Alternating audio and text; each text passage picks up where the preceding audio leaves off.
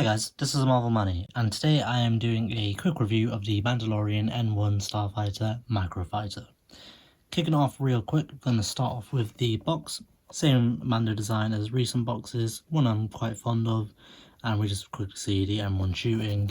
On the back we can see the pair Mando and Grogu on Tatooine, probably visiting Pelimoto.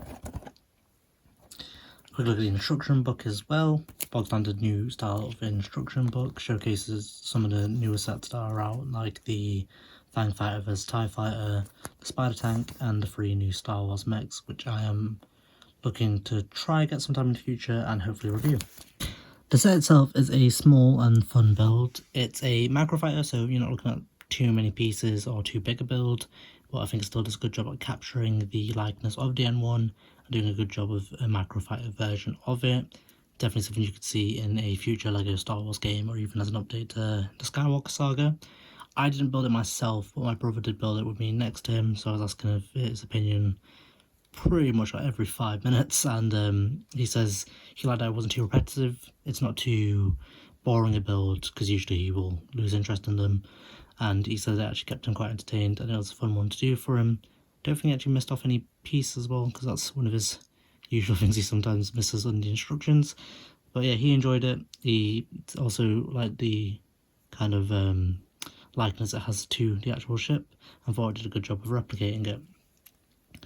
I think it's captured the ship pretty well, because we've only really had the ship for Mando Season 3 and Book of Boba Fett, so I think a lot of people weren't too excited about the larger scale one we got.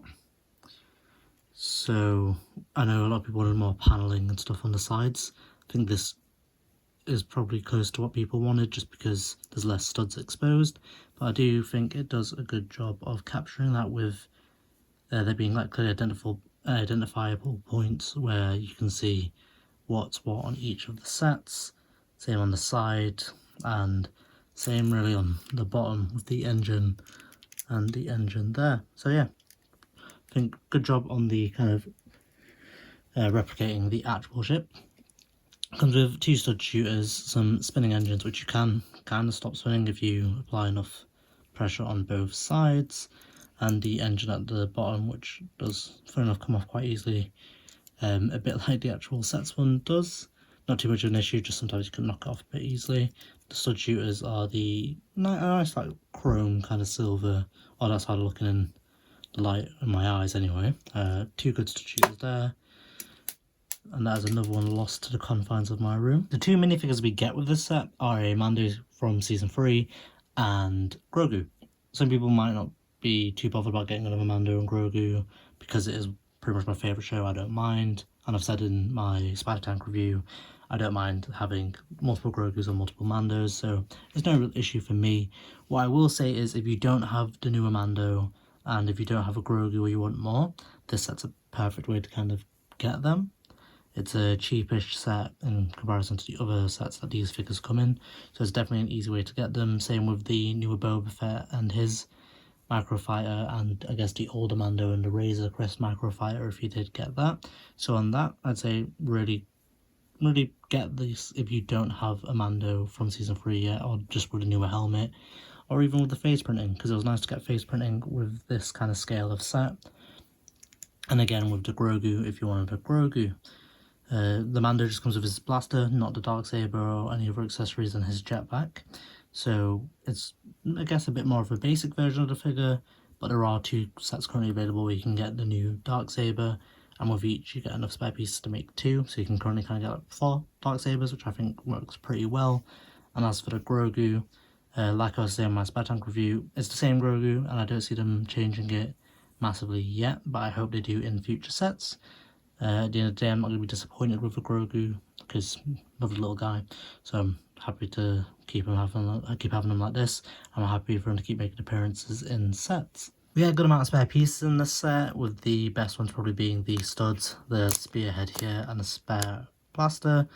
I always like the addition of the spare blaster because it's cool to make characters go dual wield. I like the new spearhead kind of thing, and I like using it with other weapons or even just other builds, so I think that's quite a nice one to have. I might even be tempted to put it on the back of the ship, but probably won't, just because where I currently have it displayed, it will not fit. The spare studs are a must, just because they will go missing eventually, one way or another. And I guess it's nice to have another translucent piece here. Apart from that, there's not really much to say about the spare pieces. You know, you could come up with some good stuff to use them for, or maybe even an adapted blaster with the two studs here with the hole in, so you can get the spearhead at the end. Before I wrap up the video, I just wanted to do a comparison of the Razor Crest Microfighter and the N-1 Microfigther, just so we can see the kind of differences we've got in both the figure and the build styles. I do like the chrome looking stud shooters over the grey ones. I just think they're a better look for Mandalorians, and I think it works better with the set. I like how the engines do have similar pieces, and all in all, I must say I prefer the N1. I like the Razor Crest sets. I have all of them. I think the N1 Microfighter just works a bit better as a Microfighter because it's sleeker.